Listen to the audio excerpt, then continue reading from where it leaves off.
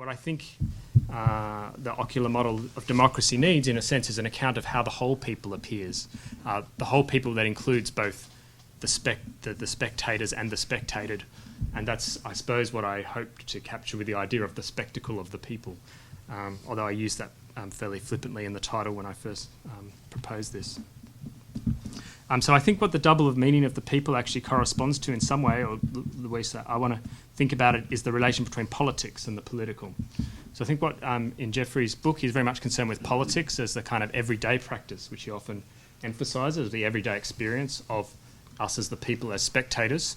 But this other sense of the people as the whole people, I would attribute to the notion of the political, or the sense of what it is that the spectators and the spectators and those they observe have in common, what the rulers and the ruled have in common, and that's the political, some sense of a commonality.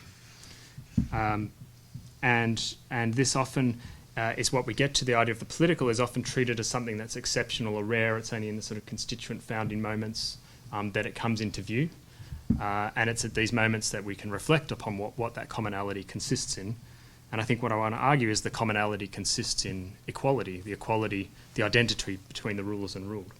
And it might be a contested equality, but that's where this commonality turns around that question. One thing that Jeffrey asked me was about, so why compare Rancière and Schmitt in the paper, which I do. And I think what I'm interested in the two thinkers in this way is that they, in a sense, they get at what we might call the horizontal and the vertical dimension of the constitution of the people.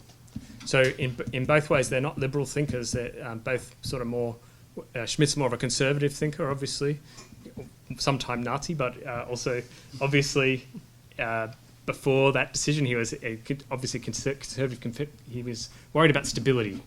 In the end, he didn't want constant exceptional things. He wanted to ensure stability of the kind of republic he wanted to live in, which was, for many of us, probably an undesirable form of political community. Rancière, on the other hand, is coming out of the 1968 moment, and he's thinking more of this kind of moments of enactment of community, and precisely of what Schmitt was trying to stabilise or stop or contain, which is these kind of more ruptural moments of politics.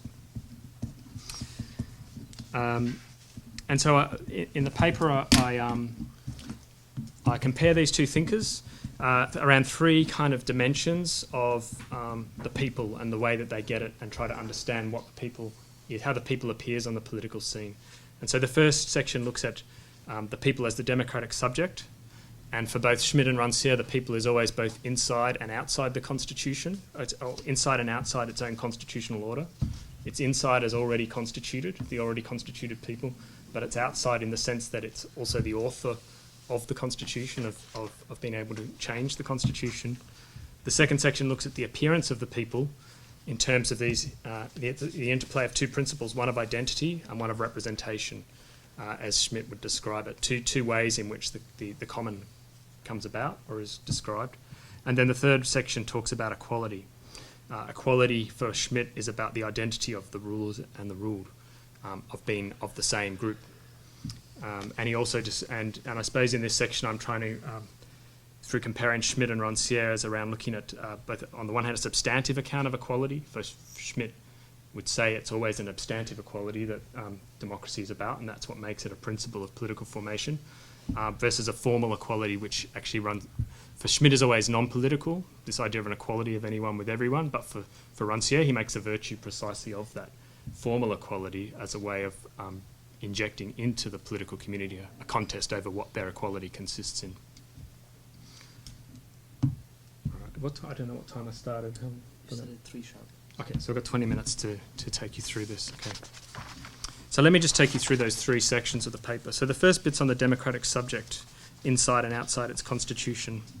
So Carl Schmitt observes that the people exists within its constitution as a formed and organised entity exercising constitutionally regulated powers.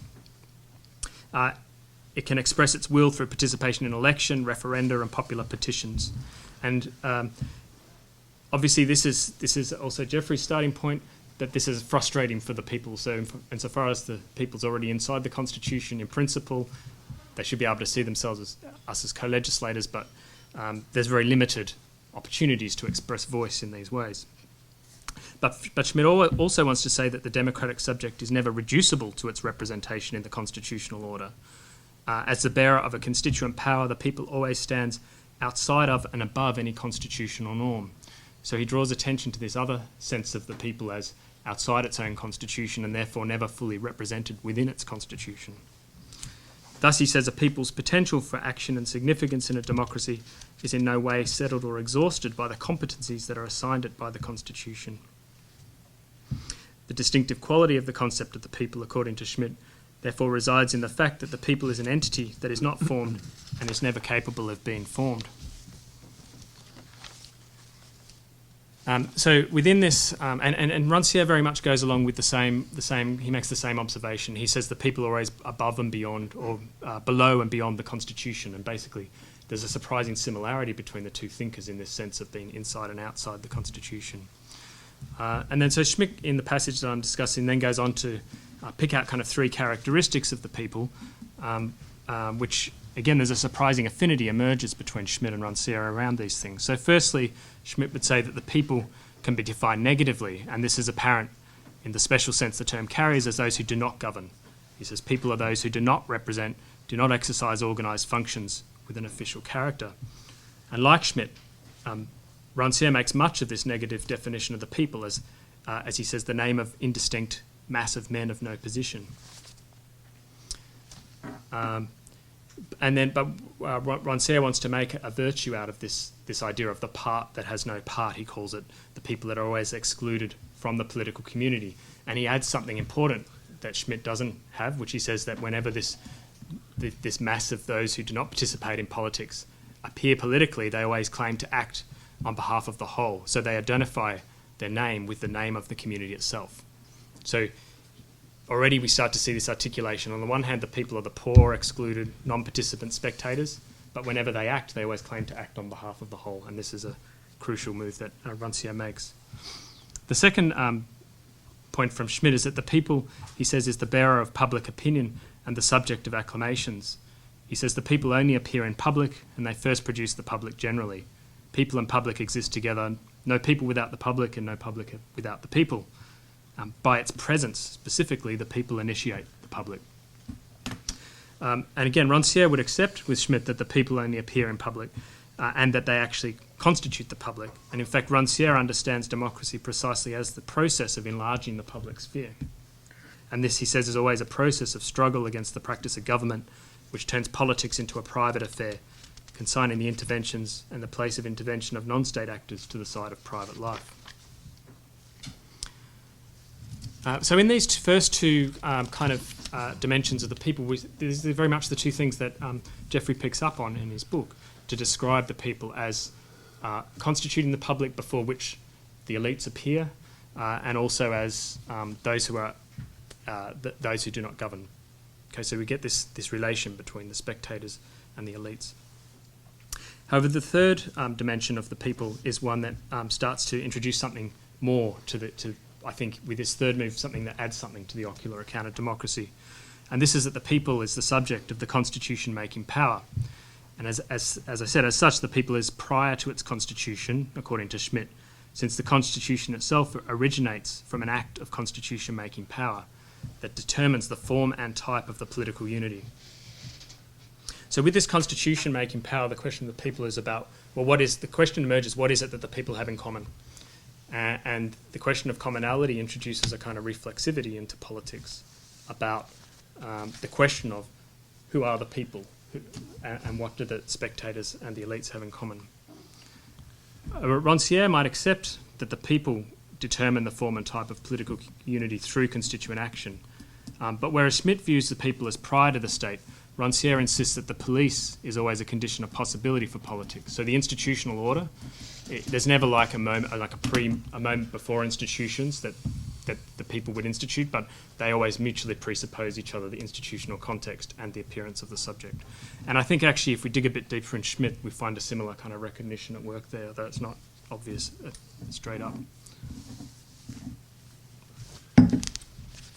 Okay, so to finish this first section, I want to say something about the implications of this for the Ocular account of democracy. So, as I said, there's a surprising agreement between Rancière and Schmidt in terms of the three distinctive features of the people.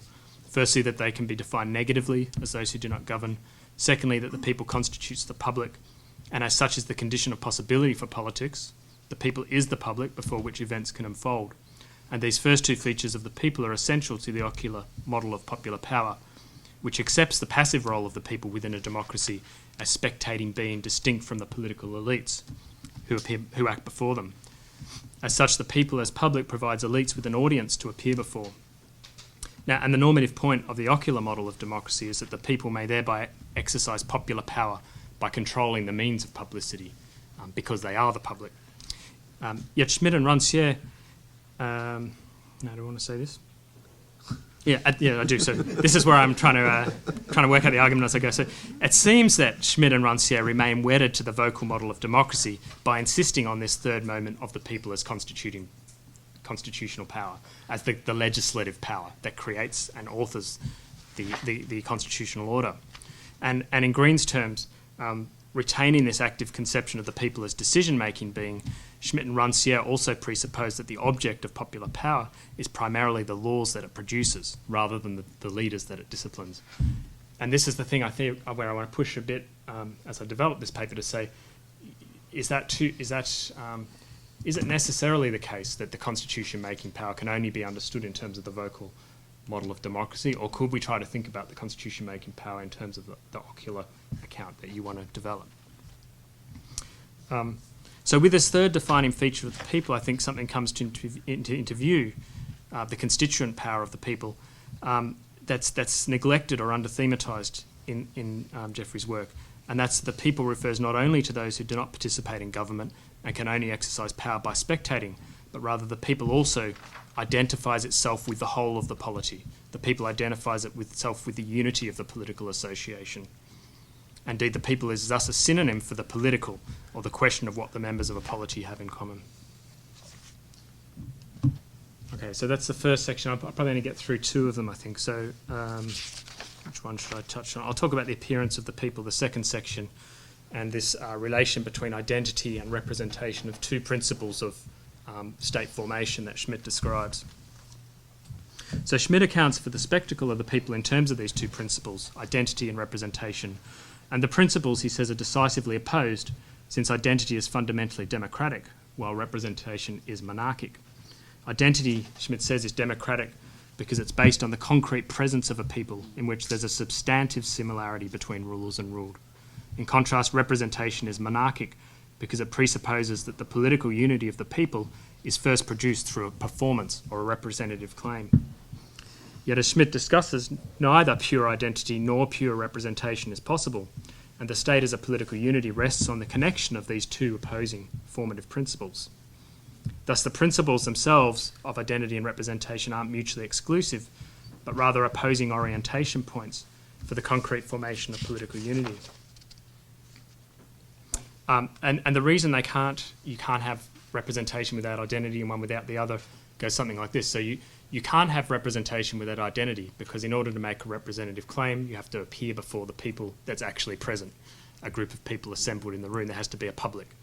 So therefore, there's no representation without identity. But on the other hand, you can't have a pure identity, because every group assembled has to appeal to a bigger notion of the whole than can be assembled in any one place.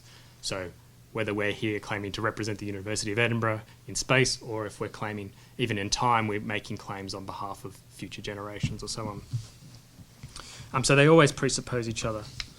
Rancière similarly comes up with a kind of interplay between two principles. He calls identification and subjectification, but he kind of flips them around. So for him, identification is in some sense always anti-democratic, and subjectification, which is more like a representation, is the democratic principle. Identification is anti-democratic because it assigns people in terms of their kind of idiom identity or sameness as kind of already determined or given the identities contained, whereas representation allows more of a space for contestation because it's always inherently contestable. It's always the claiming of a wrong name. And it's always, he says, a heterology, so politics of the self as another. Okay. So he's kind of worried. I guess here you can start to see the two thinkers coming apart, and this is, I suppose, the difference between, I'd say, the horizontal and the vertical kind of accounts of the formation of the people that they give. Now, again, there's kind of three kind of claims that are made about representation here that Schmidt makes, where I compare the two thinkers.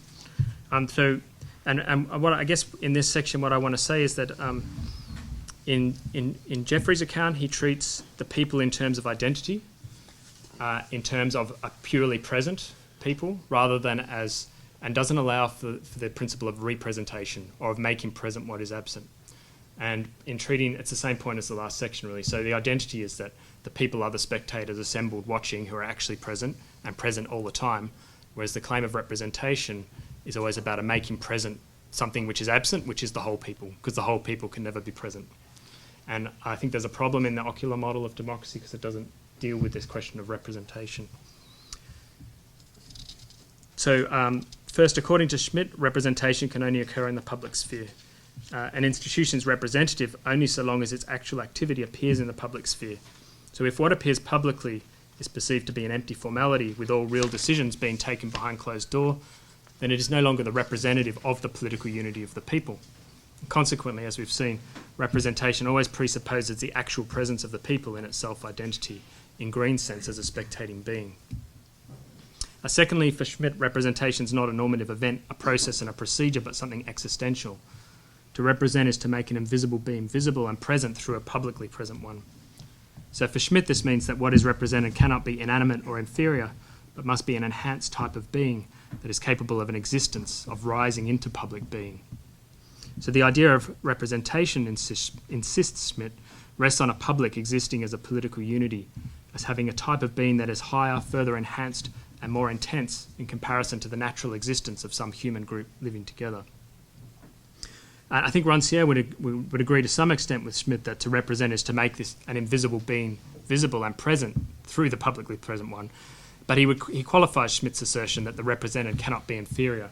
So for Rancière, subjectification always is about making present what had no business being seen.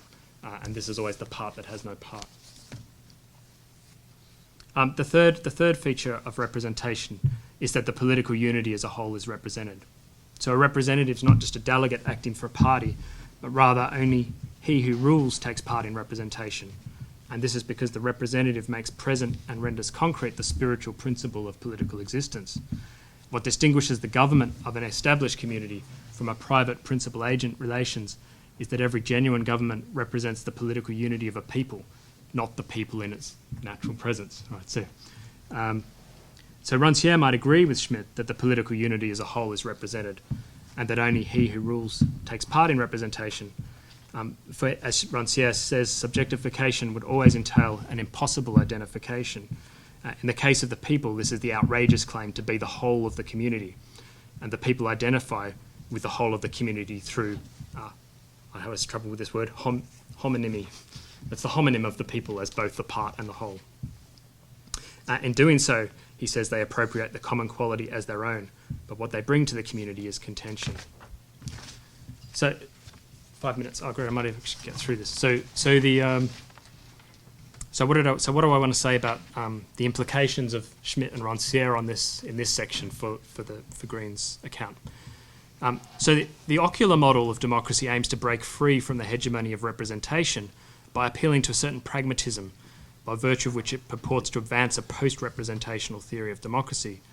And consequently, Geoffrey falls back on a notion of the people as a real and important subject based on a solidarity based in a shared experience of spectating. As such, the people would have a constant presence, and this is quoting Geoffrey, a constant presence rather than an episodic one, and since it is silent about specific policies and decisions, it would function as a true source of unity, transcending partisan struggles and outcomes of particular contests. So I think it's important to consider, to be clear what this unity of the people consists in Geoffrey's account. And it's primarily negative. The unity of the people consists in spectating in common. And as such, Geoffrey says the people, and this is a quote, is the mass of everyday citizens understood in their collective capacity, and its members consist in political spectators linked together in their shared experience of non-decision, non-preference, and relative subordination to political elites. In other words, the unity of the people is understood only in terms of the first part of Schmidt's and Rancière's account, as all those who do not participate in politics, while relinquishing the paradoxical articulation that both of them insist on between the idea of the people as the part and the whole people, which includes both the governors and the governed, the actors and the spectators. So in the last section, I look at the way each of them treat equality. And actually Schmidt insists, he treats equality as basically the identity between the rulers and the ruled.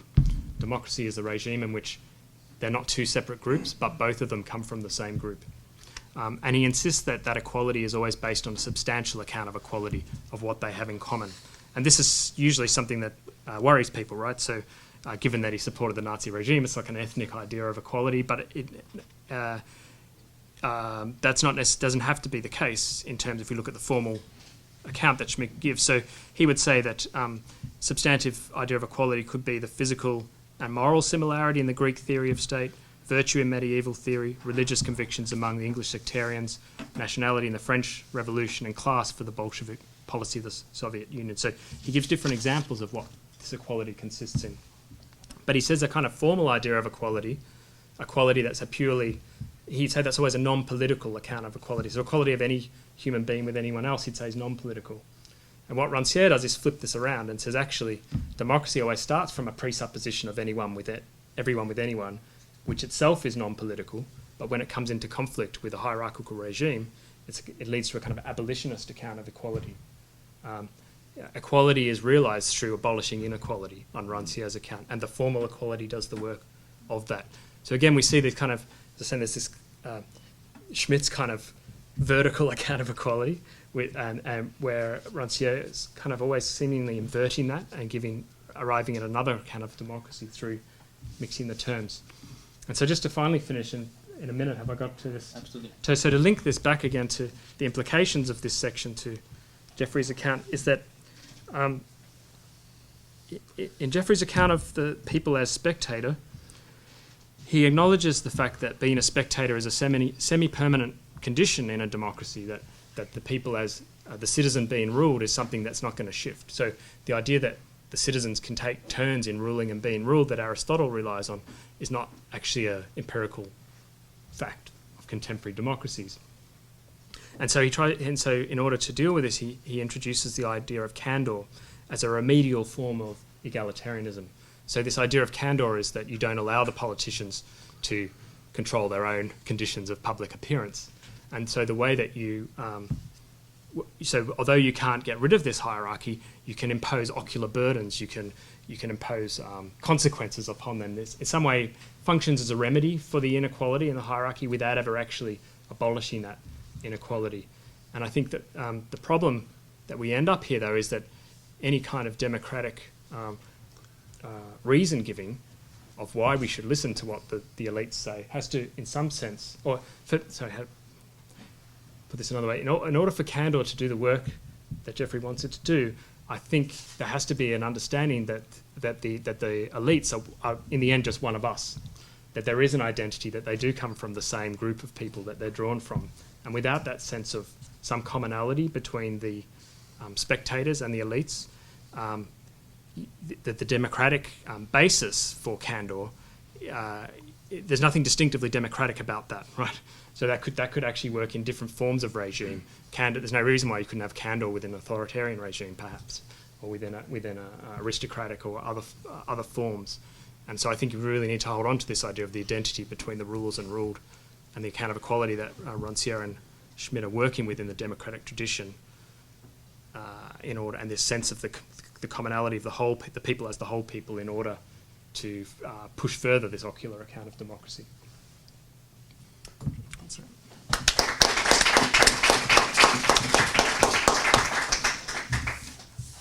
Okay, thanks. Thanks for the paper, Andy. I have been spectating rather than acting all day, and so it's nice to have a chance to say something. And actually, I say that for a reason, because most of what I say will be a commentary on Andy's paper, but I'll also use this opportunity maybe to make a couple of comments linking it to some of the earlier papers. Obviously Jeff's, but there's obviously a connection there anyway, but some of the other papers too. A couple of apologies. It wasn't until I did my homework on Wednesday I realised that within the homework there was more homework, which was to read Jeff's book. If I'd been a good scholar I would have read it anyway, but I didn't have time, but I did read his paper, which I vastly enjoyed, and now we'll read his book. So insofar as the paper refers a lot to Jeff's work, I'm groping in the dark a little bit there. More generally, I would say that it's a sort of paper I read it. I read it twice, and the first time I read it, I was more confident about what I would say in the comment than the second time, because it's actually quite a fertile, fecund paper. But various aspects of it require still to be drawn out, and you see more tensions and more conflicts and more possibilities when you read it the second time. And I think maybe I have to read it a third time before I can really perfect my comment. Anyway, let me start with the why. 5 or 6 separate points. One is the why Schmidt and Rancière, which obviously I'm not the first person to have said this. And there's 2 different ways in which you can ask this question. One is because they are so different, and I'll come back to that in a moment. But the first is, in some ways, they're actually quite similar. And they're actually similar in a number of different ways. But one similarity, the first similarity I'm concerned with, is a certain type of abstract type of political theory, which isn't necessarily the most helpful way of engaging with this kind of subject matter. I mean, the topic of this conference, and it has been a fascinating conference, is the drift towards a certain type of democratic passivity, the nature of the democratic spectacle, the people as spectator within that. What are the circumstances of that? What are the consequences? What are the normative implications, etc.? And that's very much, if you think about it, that's a problem for every democracy. It's a quotidian problem of democracy. It's a problem for every democracy on the face of the planet. Now, there's something about the Schmidt and Rancière approach which, at a certain level of analysis, is a somewhat crude tool with which to approach that problem. And in different ways, both Schmidt and Rancière are theorists of the exception. I don't just mean that in the obvious sense, but they're theorists of the limits of democracy, of the threshold possibility of democracy, and the limiting conditions of democracy. And that doesn't necessarily make them the most sensitive tools to deal with everyday problems of democracy or problems of democratic drift which are pervasive across the world today. I think there's a particular problem with Schmidt there because of the time thing. With Rancière, less so, because he's still writing, and he's actually writing about a lot of the conditions and circumstances which are changing. But I do think, to begin with, there's a kind of level of analysis problem. I'll also come back to another thing, the significance of the difference between them in a moment. But before I do that, I want to make a more general point about the ocular vocal distinction. It strikes me that it maybe tries to explain too much. When I originally looked at Andy's paper and I saw the distinction being drawn, I thought, oh, this is very interesting, very, very instructive. Who's in the vocal camp? Oh, it's Schmidt. Oh, right. And Rancière, I was thinking of Habermas and Hannah Pitkin and all these other people, the representative theorists or the discursive theorists or whatever, well, maybe they're in it too, in which case it's a hell of a big basket. There's an awful lot that's going on within this basket. And then I thought, okay, why are we cutting the democratic cake this way? And because I wasn't saying anything, I went onto the internet and picked an article from the internet just at random. and someone said, here's some of the ways in which we've described democracy in literature in the last 2 years. Post-democracy, counter-democracy, audience democracy, spectator democracy, ocular democracy, unrepresentative democracy, post-representative democracy, Rawlsian democracy, good, Madisonian democracy, Machiavellian democracy, shareholder democracy, stakeholder democracy, democracy, juristocracy, epistocracy, digital democracy, e-democracy. I'm not being flippant. What I'm saying is that each of these are different ways of trying to account for a certain drift within democratic practice, you know. And some of these are actually quite mutually consistent, but some aren't. Some are pointing to different aspects of it. And one thing I would say about all of these categories is that sometimes they're kind of drift or tendential categories dressed up as holistic categories. They're actually talking about tendencies within democracy, drifts, movements, trajectories, rather than wholesale explanations. So John Keane, for example, talks about the move from representative to monitory democracy, but he doesn't really mean it. He talks about a movement along a continuum. He doesn't talk about the replacement of one category by another, just as Jeff doesn't clearly and explicitly doesn't mean that vocal democracy has been replaced by ocular democracy. It's just that there's been a movement in the relationship between the two. So one point I would make about this is that one of the ways in which we can take this caution to heart, I think, is maybe by just being a little bit wary about dichotomous categorizations. And when I read Andy's work, I thought, you know, there's another way of thinking about this, which is not so much a two-part distinction between the vocal and the ocular, but maybe a kind of three-part distinction between the vocal, the ocular, and if you want to keep that metaphor going, it'd be something like the intestinal, right? But it's that part of democracy which has to do, or the corporeal, that part which has to do with the way in which, you know, the people think about themselves as a common people, right?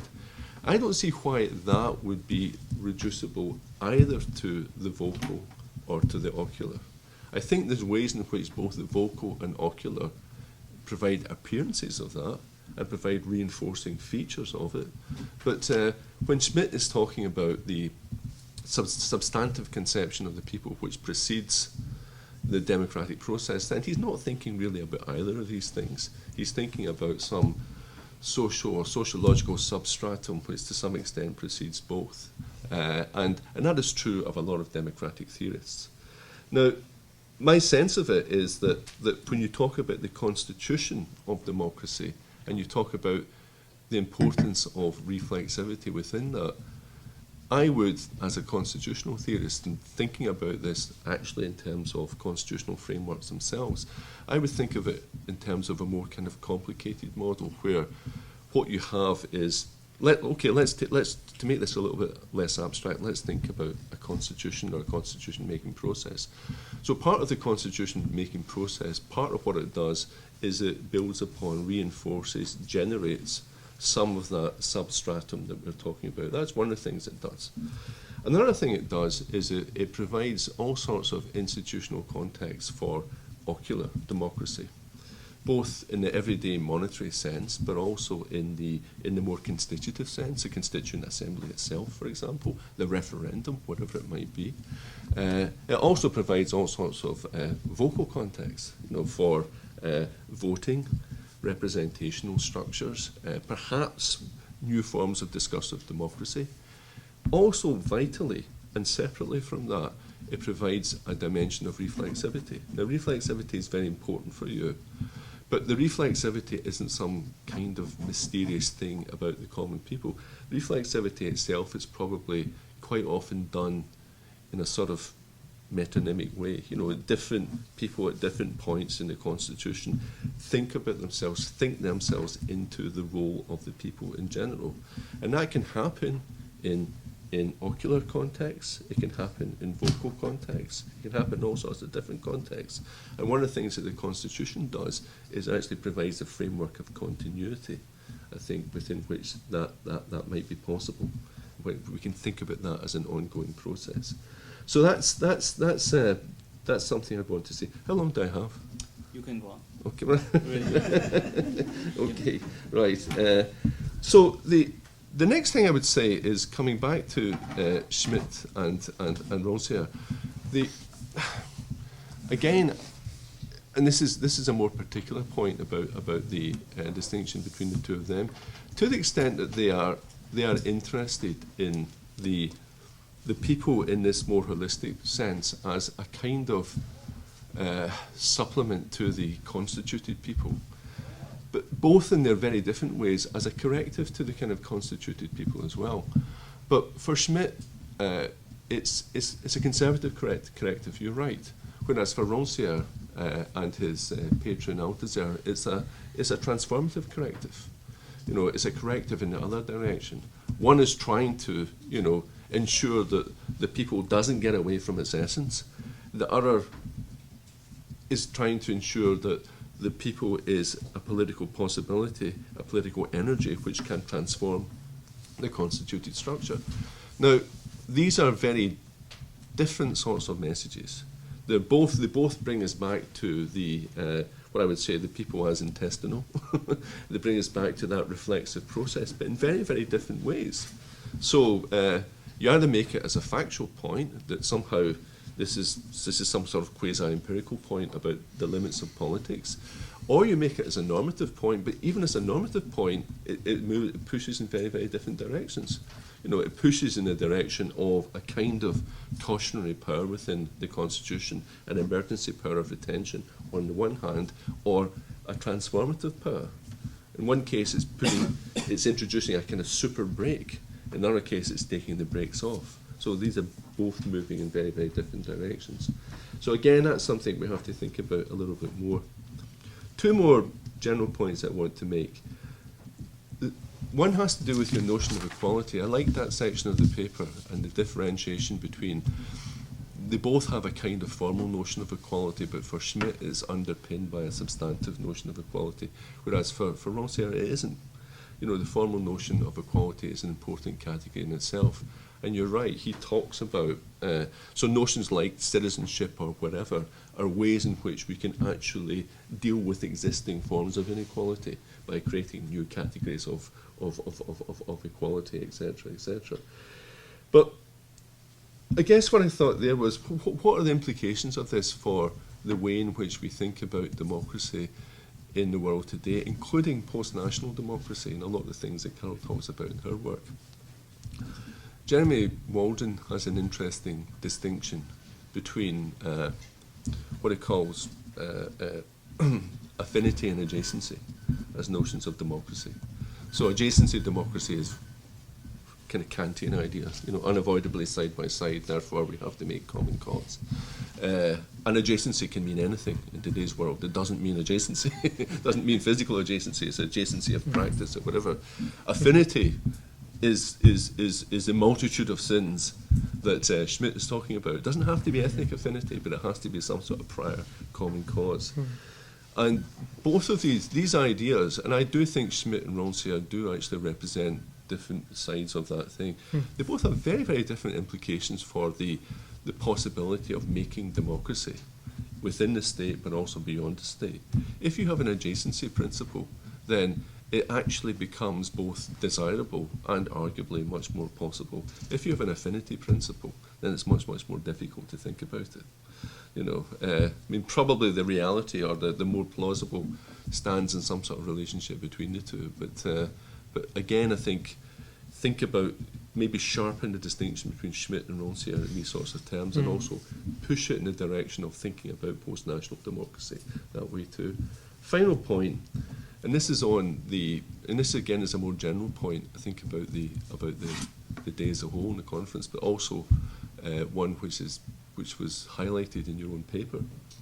The way that we're thinking about the political here is very interesting. There's a whole kind of theoretical imaginary sort of built into all of this, right? Which is that, and you certainly see it in Schmidt and Ronsier, in both of them. So you have a sense of the political as a very modern sense of the political, and built into that sense of the political are all sorts of judgments, you know, all sorts of kind of meta judgments, One is about the importance of the values that you find within the political sphere as opposed to the values that you find within other spheres. One has to do with the explanatory and generative power of the political. And one has to do with the distinctiveness of the political and what is distinctive about what goes on there. So if you look at Carol's work, one of the things that she's saying is saying, look, it doesn't really matter so much whether we're talking about the workplace or we're talking about the parliament, because the same sorts of principles of democracy apply and they matter there. For a certain type of political theorist, it does matter. It matters completely. These are seen as, it would be seen as a category mistake to put these within the same category. And it matters either because the political is seen as very, very different, or because political values, and often there's a classical tradition there, an Aristotelian tradition, a Greek tradition, are seen as somehow higher values, values which are more significant. Or it's based upon some kind of causal theory where you think that the transformative pinch points within the global social order all take place within the political sphere as opposed to the economic sphere or whatever. So all I'm saying is probably making a very, very obvious point that when we set up this kind of debate in that way, and also to bring in Jet's work here, one of the things about your paper today was you were sort of, a lot of the fault line in the debate was about the extent to which, the way in which you were thinking about solace, and the way in which you were thinking about the private domain, and the way in which this was something which was either was it or was it not, was it or was, could you compute this on the same terms as the political? Were you talking about something which was an external compensation for the political, or were you talking about something which could actually be read into a broader conception of the political? An awful lot of the debate was about how we drew that distinction and what the implications of that were. So my point is that using people like Rancière and Schmidt actually kind of sotto voce kind of puts you on one side of that debate. It forces you to think of the political as a very, very, very special category with a very special set of values, a very special, a very distinctive ontology, and a very, very different set of explanation or causal forces within the social order as a whole. So I'll leave it at that. Thank you. Thanks.